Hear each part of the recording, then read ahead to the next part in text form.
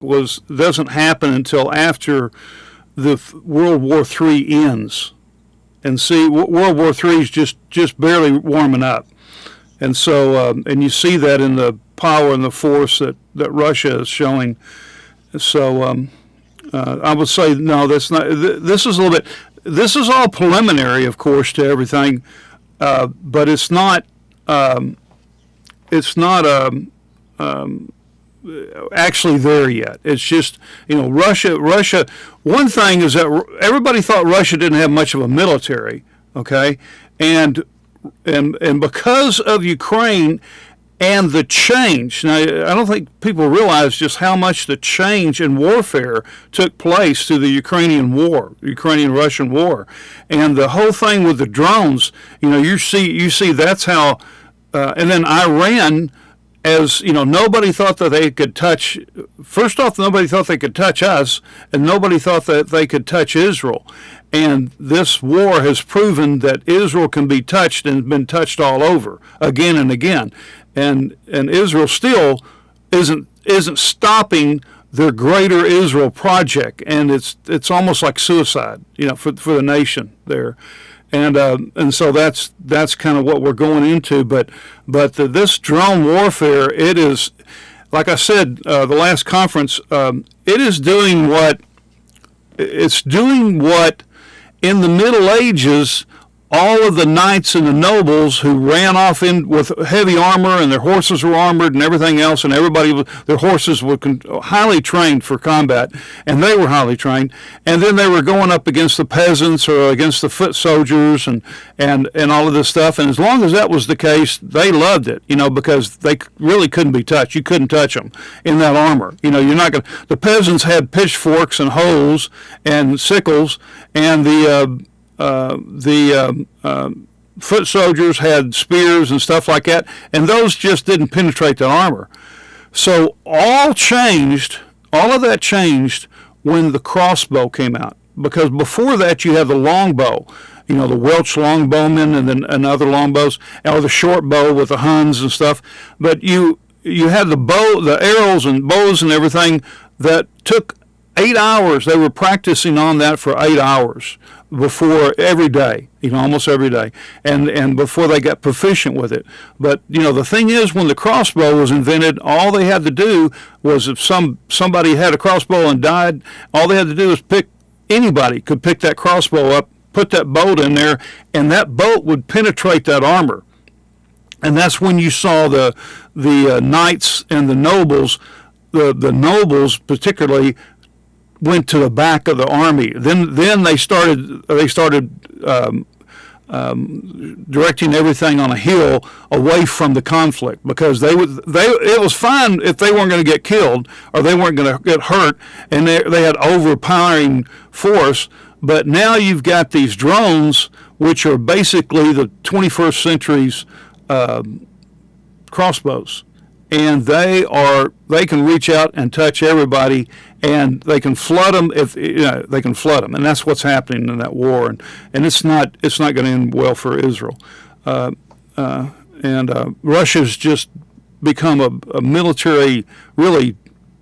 Iran and Russia have become like a military giant compared to what the world perceived them as before, and so and then also the giant, us, America, and Israel has become, very, very weak in comparison to what we thought we were, and that's kind of good. And this is the other thing I have to say is that when I was sitting in my chair this morning, but anyway, when I was sitting in my chair and I was praying to God and I was saying, Lord, I was just, is there something you want me to say? Because this is an open forum today. And without a lot of teaching and stuff in it, but just discussing about world events, and the Lord said this, and He gave me this statement to say, and this is a pretty interesting statement. It says, "The truth doesn't take you down some deep rabbit hole. We're not Alice falling. We're Joseph rising out of prison. Lies cause a nation to fall. The truth sets a nation free. The burning bush didn't light up and send Moses with the truth to put the Hebrews into slavery. They knew they were in slavery. That's the difference between them and us. We don't know that we're in slavery. Okay, and that's what the Lord gave me. And then I found a quote from J.P. Reacts. It's his channel is J.P. Reacts. He's like a comedian, but he's really, really good about getting stuff out and getting it out in a funny way. And he says the American Empire, talking about what's today, 250 years ago, the American Empire after 250 years were apparently in the last chapter. Isn't that interesting? That he's Christian. He's devout Christian too. So the wealthy's riches deceive them. They mute the alarm that is going off in their lives that is telling them to find an exit quickly. So there's alarms going off. The wealthy are seeing it. That's why they're building these underground bunkers and stuff. And some of them are moving out of the country, and they understand the alarm's going off. They just don't know what to do. It's not to go join an underground bunker or store food or store ammo, although those things are good. But the thing is that to get closer to God and to get closer to the truth, to understand the events that are about to unfold. And the events are unfolding already, and that is what we're here, to talk about. That's what the whole Wake the Dawn, Hope and Prophecy podcast. In the forefront is what's going on in Britain, what's going on in London, okay? And with Charles and the whole mess that they're in and they're doing there and stuff, and Charles coming down. And there's a major call for Charles to step down and for them to take him off the throne, because he says, he just came out a few days ago saying that he is, that the royals of Britain were put there to preserve the Protestants, preserve the Protestant, okay? And that's what Henry VIII said. He had a contract with the people of Britain and the British Empire that he would defend the faith, the Christian faith. And so what you have with Charles and what he said just a few days ago is that he was not going to defend the faith. He wanted to defend all faiths. And that actually goes against their constitution, is that he is not there to defend all faiths, like Muslim and Buddhist and everything else. He's not there to do that. And that's what they're all crying out for. And we're talking about the top people in the country that know Scripture and that are teaching their seminaries and major universities. And they're calling that Charles has become a traitor to the faith of Christianity, and there is no other reason to hold him or have him or allow him to stay in that position as king. And they're also saying that William is also influenced in that way. So they're either going to completely do away with the monarchy. That's what's being called for right now. And this has been building for a few years, mainly because the Islam has been unleashed all across Europe, and all their doors and all their borders were open. And then also in Britain. And so they've got places where there's so they're calling for dealing with it in Britain. They're calling for Charles to step down, to leave. And there are even some people are calling that there should be no monarchy whatsoever. And then some people are calling that it should jump from, they should take it from Charles and give it to William. And then there's people saying that William's not going to be any better because he was raised in that same mindset. And they're saying that to go to William's son. And William's daughter, even William's daughter. And I think the people kind of like the daughter a little bit better than the son. But I'm not sure. I'm not an expert on that topic. But but that's what they're saying. So that is a big upheaval. And so things are fixing to take place over there, and they're lining up and Charles is having to backtrack to some degree, but he's only backtracking a little bit and not nearly enough. And even if he backtracks enough, they don't trust him enough. When he comes, they believe he's a closet. How would you say, a closet Muslim? They don't believe he's even Christian. So, and it's difficult. It's impossible for a non-Christian to sit upon that throne, or a non-Christian to sit upon that throne, and then you've got, what's interesting, this is really weird, but with what's going on in America and the collapsing of so much of the morals and values and laws, and there's plenty of laws on the book to keep the people from robbing the stores, and now we have stores that are closing and department stores are going under, and all of these things happening because the laws are not being enforced. Whether it's in California or anywhere else, or New York or anything else, is that these laws are not being enforced, and I can't blame we're not blaming the policemen or something. They're just doing what they're ordered to do, but they're not ordered to step in and stop this, and that's because of to some degree, really, the collapsing of our social order in our cities and our states and stuff like that, and. I know they're trying to put everybody, the Republicans against the Democrats, but to be honest with you, both lead to the same place. They're going to end up in the same place, and it doesn't matter who's in there. And so it doesn't matter who's in there. It seems like no matter who's in there, the policies still keep going the way that they're going. Like you get a Democrats in there, and you got a Republican in there, and they still follow through with some of the Democrat things, but they sound like they're not, And then you got to have a Republican in there, and the Democrat gets in there, and still he keeps going with the laws that the Republican Party had put in there and stuff. So it doesn't matter. I mean, it seems to be less and less. The parties are more blending together, and there's a lot of people in the country calling for a third party. But be honest with you, I'm not even sure if third party. I think we're so far down the road that it's only God, that what is going to happen is going to be by the hand of God. And it's what I believe, of course, is what, I've taught this for a long time, is that judgment's falling on America, and it's going to fall on all the Western nations.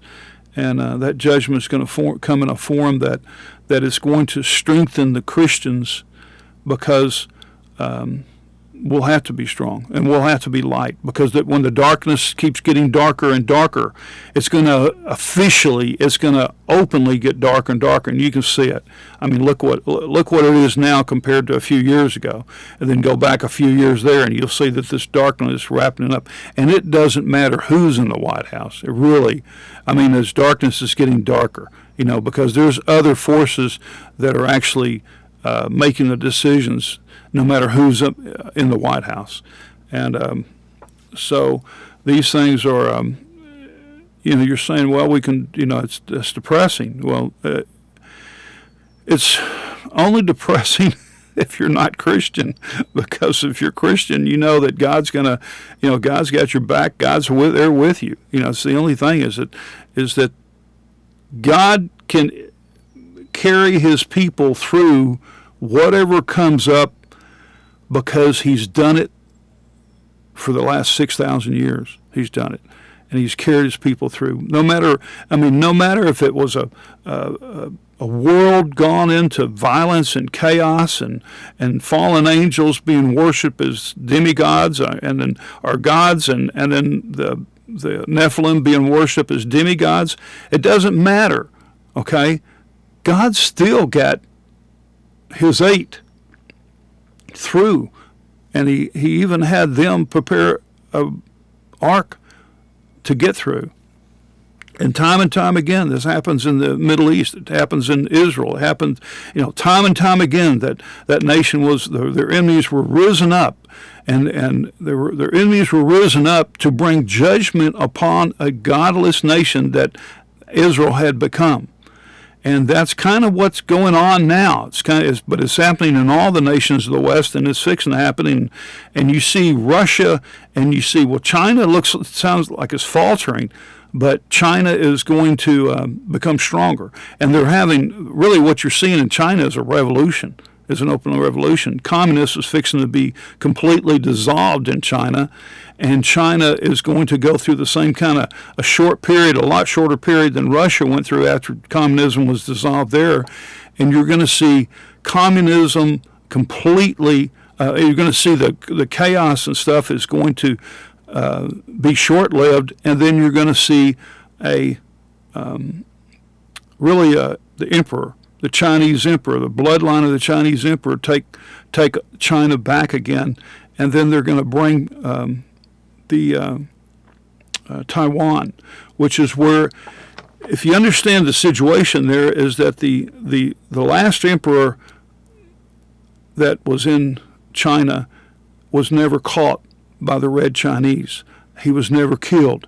He dissolved. If you see it, there's a movie about that called I think it's called The Last Emperor. I can't remember the name, but it shows you at the end of the movie he just walks into the crowd of the masses of Chinese people, and he is hidden, and he's really controlled by the white Chinese. He's protected by the white Chinese, and the white Chinese were anti-communist. They were like royals, like for the royal family. And so he goes in there, and his descendant, whoever that is fixing to appear in China, but they have to go through the same process that happened in Russia to got rid of communism in Russia, and then you have the descendant of the Romanovs. The descendant of Romanovs has been in control of Russia for the last, 25 years or something like that, 30 years, 25 years. And that's Vladimir Putin. He's going to be the bloodline of the Romanovs. He was of the bloodline. And you actually see that every time they have him, every time you see him speaking, they don't have just the Russian flag there. They have the Russian flag on one side, and they have the Russian flag with the Romanov crest on it. And that can only be shown.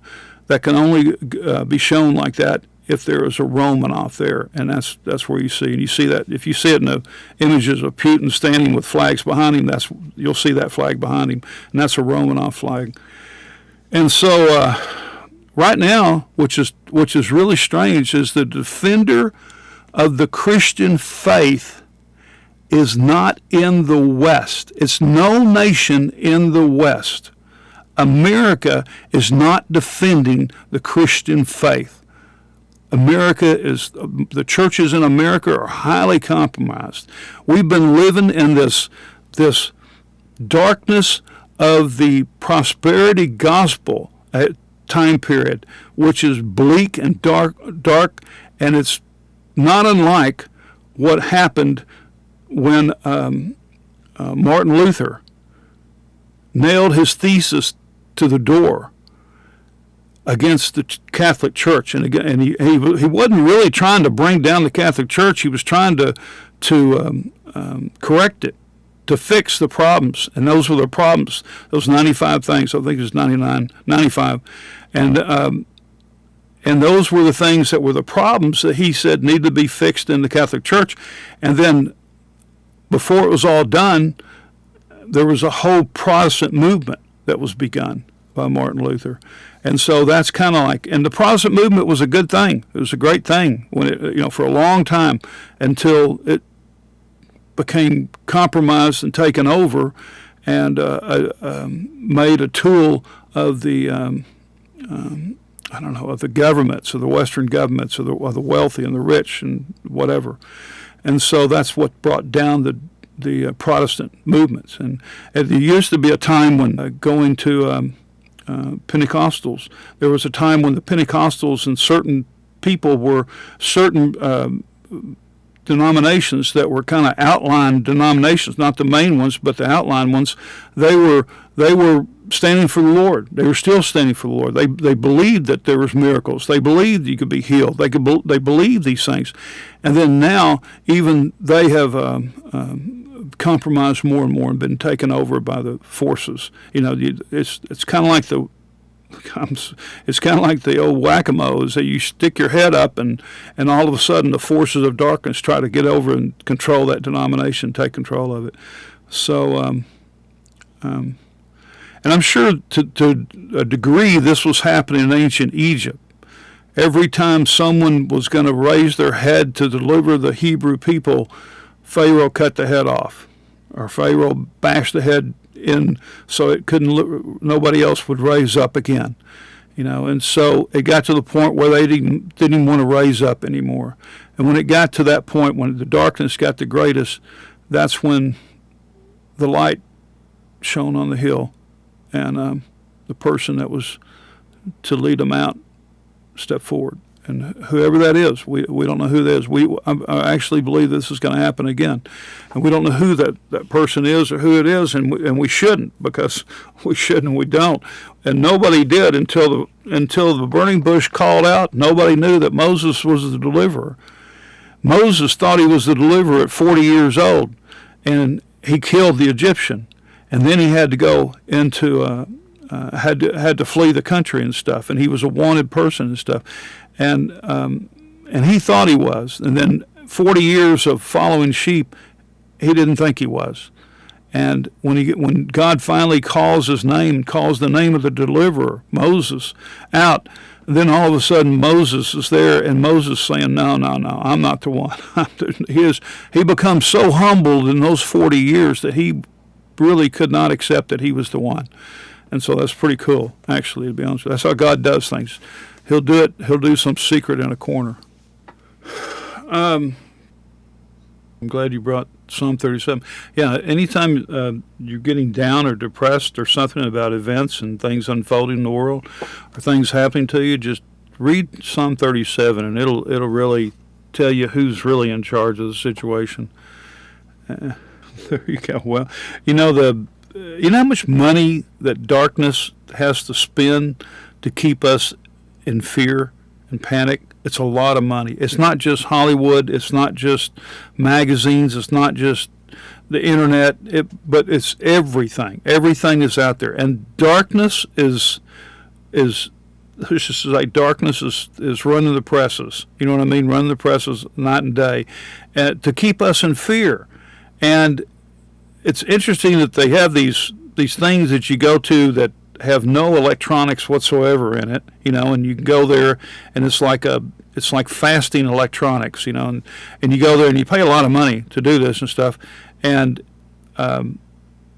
you're there for a week or so or 2 weeks, and then you come out of there, it's like, man, you feel recharged, you feel great and stuff like that.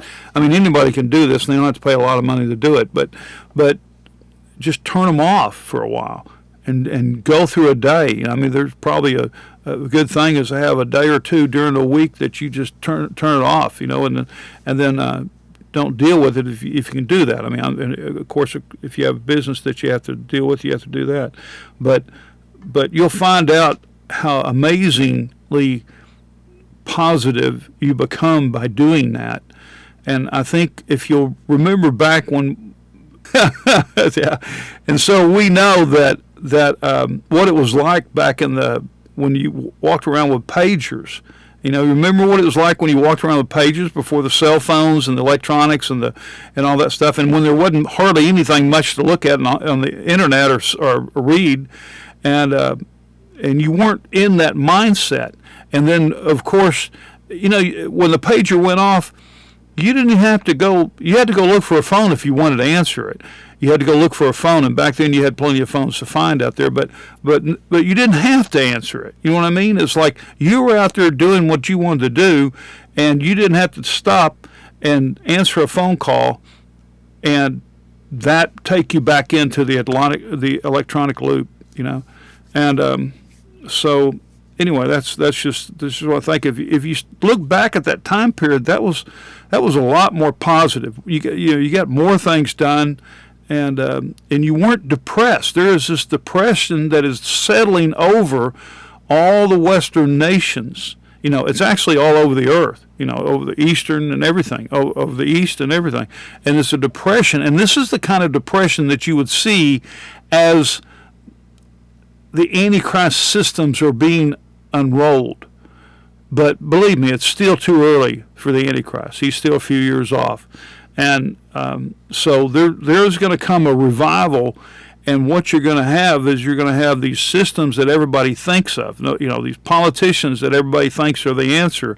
Well, every day they become more and more not the answer. Okay, and it doesn't matter what country you're in. You could be anywhere in Europe, and you realize that these are almost like props that they use in Hollywood on stages that the actors walk out on, and that a lot of these people are nothing but actors. Okay, and but when you come awake and you see that for what it really is, it gives you a courage. It really does. It gives you a courage, and it gives you a courage, and it gives you a faith that God is able to handle everything, and AI is not going to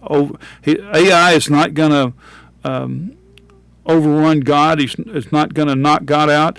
Some people, I heard somebody saying this, and this woman was saying it on a YouTube channel. Okay, and so here I am going back to electronics, and she was saying, she's saying they're lying to us. They're not preparing weapons that will launch out in space to fight UFOs and invading alien forces. And this woman said it, I thought, and then she said, what they're preparing for is Christ's return. They're preparing their IT weapons and their military-industrial complex to be able to resist Christ when he returns. And that makes so much sense. It makes so much sense that's what they're really preparing for. They're not preparing, but yet, like von Braun, I'm slaughtering his name. The German scientists that came over here and created NASA and all those things and launched the rockets over in Germany and stuff like that. Von Braun. And so he kept saying, he actually became a Christian after he got over here. In the process of time, he became a Christian, and he was a devout Christian, and he kept telling this female doctor that worked with him and stuff, he kept telling her what was going to happen. And he actually said there's going to be the fear they're going to bring is for terrorists.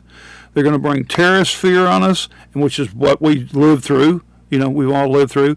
And then I can't remember exactly everything that was in it, but everything that he has said has been correct so far. And then he said, don't forget, he said, the last one they're going to bring against you is a fake alien invasion. And this is von Braun. He would know dealing with that. He's the one that created NASA, and he created the U-2 bombs that were falling on London and so forth.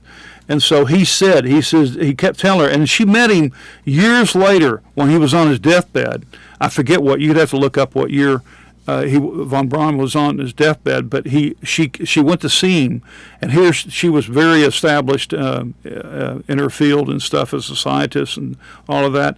And she worked, when she was an intern, she worked with him, and that's where he was telling her that years earlier than that. And so then at the end, she went to go see him, and he requoted. He said, "And don't forget, at the last one is going to be a fake alien invasion." So, I mean, if you know where to look, it's pretty amazing. I think it's going to be pretty amazing that you got the guy that von Braun that warned us about that, and that actually created the rockets that the Germans used on Britain. He's going to be in heaven too. I mean, God's mercy is unbelievable, but it has to be unbelievable because he saved me. and they're starting to roll it out too. So it's just starting to come about. But I thought that was brilliant. This woman, I wish I'd had her name, but it was brilliant. This woman come out and said that, and I said, man, that's exactly what they're doing. Is they're not preparing for an alien invasion. Shoot, the aliens are nothing but the Nephilim, and they're working with the people that are putting these movies out and stuff like that. So